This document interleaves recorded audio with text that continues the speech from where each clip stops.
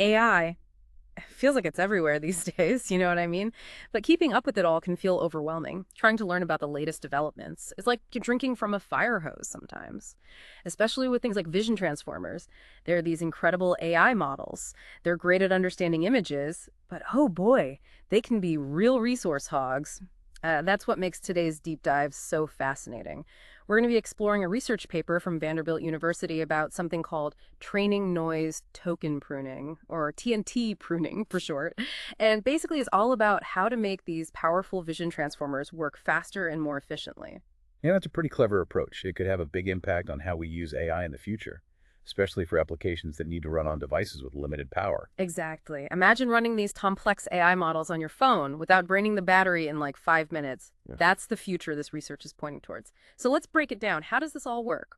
What exactly IS token pruning? It sounds like we're giving AI a haircut or something. Well, in a way, you kind of are. So when a vision transformer is looking at an image, it breaks that image down into small pieces called tokens. Think of them like puzzle pieces that the AI uses to understand the big picture. And token pruning is all about figuring out which of those puzzle pieces are actually the most important, and then getting rid of the rest to speed things up. Okay, so it's like decluttering, but for AI, you're keeping the essential pieces Yeah. and tossing out the ones that aren't adding much to the overall understanding. But how do you figure out which tokens are the VIPs? It seems like there'd be a ton of different ways to do that. That's the real challenge. The researchers actually point this out in the paper, token pruning. It's like this giant puzzle with a massive number of possible solutions, figuring out which tokens to keep without messing up the AI ability to understand the image. It's a computationally tricky problem. So that's where the ingenuity of this TNT pruning method comes in, right? It's not just about randomly discarding tokens. There's a method to this madness. Exactly. Instead of just like abruptly dropping tokens, Yeah. the researchers introduce noise into the less important ones during the training process. So it's like adding static to the less important puzzle pieces, making them fuzzy or unclear. Yeah, that's a great analogy. Like dimming the lights on the parts of the image that aren't as crucial for understanding the whole scene. So how does this noise injection play out when the AI is actually being used in the real world? Does it keep those fuzzy, noisy tokens? No, not at all. Yeah. At test time, when the AI is actively analyzing images, Yeah. it ranks the tokens based on how much noise was added during training. And then the tokens with the most noise, the ones deemed least important, are removed. Wow, so it's a two-step process. First, you make some tokens fuzzy during training, and then when the AI is put to the test, you get rid of the fuzziest ones altogether. It's like the AI learns to ignore the noise and focus on the clear signal. I'm curious about the results. What kind of results did the researchers see using this approach? They're really promising. They tested TNT pruning on ImageNet, which is a massive data set used to train AI models. They used some popular vision transformer architectures like VIT, which is a foundational vision transformer, and DIT, which is an enhanced version of VIT. And they found that TNT pruning significantly reduced the computational cost while also maintaining accuracy. So faster processing without sacrificing the AI's ability to understand images, that's a win-win. Were there any scenarios where TNT pruning really stood out compared to other methods? Yeah, they found really impressive results in what's called the low token regime. So basically, they tested scenarios where they kept only a small percentage of the original tokens, like maybe 25%. Wow.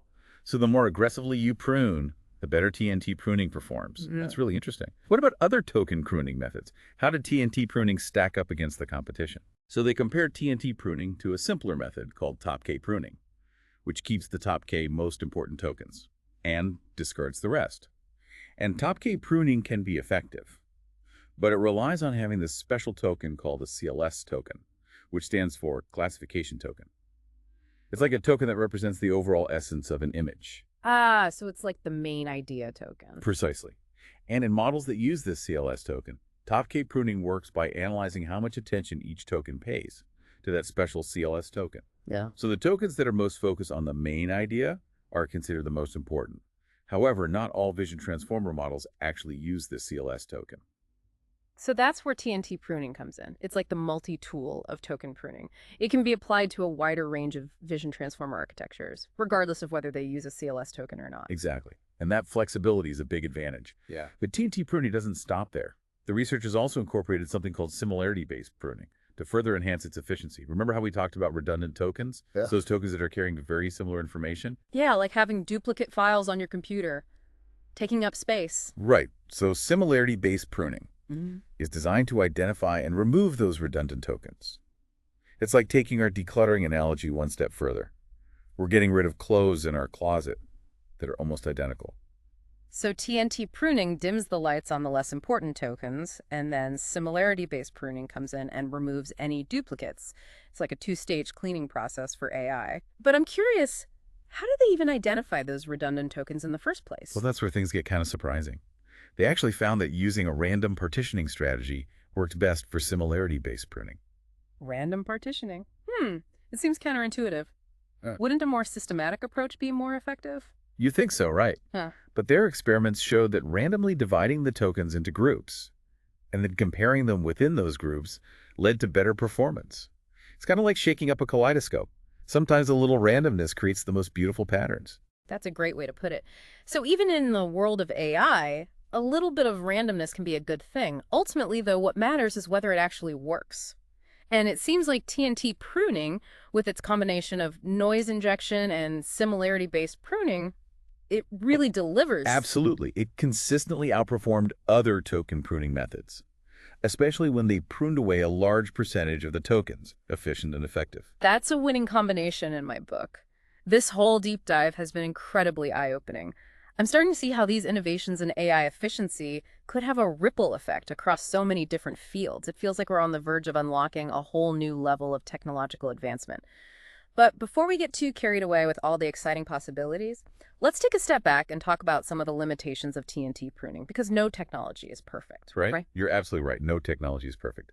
And the researchers behind TNT pruning, they acknowledge that there's still room for improvement. One area they highlighted is that issue of redundant tokens. We talked about those earlier, right? The tokens that carry very similar information, like having multiple copies of the same file. Exactly. And while similarity-based pruning helps to address this, it's not a perfect solution. There might be even more sophisticated ways to identify and eliminate redundant tokens, which could lead to even further efficiency gains. So there's still a lot of potential for refining this technique. Are there any other limitations they mentioned? Yeah, they pointed out that TNT pruning in its current form doesn't specifically address the optimization of vision transformers for different hardware platforms. That makes sense. An AI model that's optimized to run efficiently on a powerful server might not be as efficient on a smartphone with much more limited processing power. Exactly. Future research could explore ways to tailor TNT pruning to specific hardware constraints, make it even more effective in real-world scenarios. Yeah. I mean, think about it. You wouldn't use a desktop computer to power a smartwatch. Right. Each device has its own unique requirements. It's like tailoring a suit. You want it to fit perfectly. So even though TNT pruning isn't the final word in efficient AI, it's a pretty significant advancement. It feels like we're breaking down the barriers that have traditionally limited where and how we can use AI. I completely agree. This research is exciting because it's not just about making things faster. It's about expanding the reach of AI into areas where it was previously unimaginable. Like being able to run sophisticated AI models on tiny sensors embedded in the environment or in remote areas with limited internet connectivity. It's like we're giving AI the ability to go off the grid. What are some of the real-world applications that you're most excited about? Oh, the possibilities are huge. In healthcare, imagine doctors using portable AI-powered devices to analyze medical images right at the patient's bedside, getting instant results instead of waiting days for a central lab to process everything. That would be a game changer. Especially in emergency situations, quicker diagnoses could lead to faster treatment and better outcomes for patients. Exactly. And think about self-driving cars. What if they could navigate complex environments more efficiently? Because they're running these leaner, more streamlined AI models. Safer, more responsive self-driving cars. Sign me up. This is getting me really excited about the future of efficient AI. It seems like the key to unlocking a whole new level of technological advancement. And it all comes back to the incredible innovation happening in AI research. It's not just about brute force computing power anymore. It's about making those computations smarter, more targeted. This whole conversation has been a fantastic deep dive into a really complex topic. We've explored what vision transformers are, how they work, and how researchers are making them more efficient, using techniques like TNT pruning. We even touched on some of the limitations and potential future directions for this research. But before we wrap things up, I want to circle back to something you mentioned earlier about the potential impact of this research on other areas of AI. Yes. While this research focuses specifically on vision transformers, which are great at analyzing images, The core principles of efficiency and optimization. They can be applied to other types of AI models as well.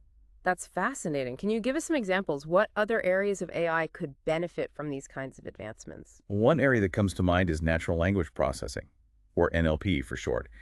This is the field of AI that deals with understanding and generating human language. And just like vision transformers analyze images, by breaking them down into these tokens, NLP models often analyze text by breaking it down into words, or even parts of words. So could a technique like TNT pruning be used to make those NLP models more efficient too? It's definitely a possibility.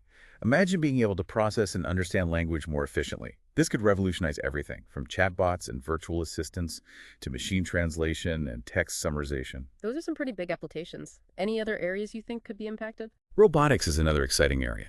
Robots rely heavily on AI to perceive their environment, make decisions, control their movements. Making those AI models more efficient could lead to robots that are faster, more agile, less power hungry. It's like a chain reaction of innovation. A breakthrough in one area of AI can trigger advancements in countless others. Exactly. And that's what makes this field so dynamic and exciting.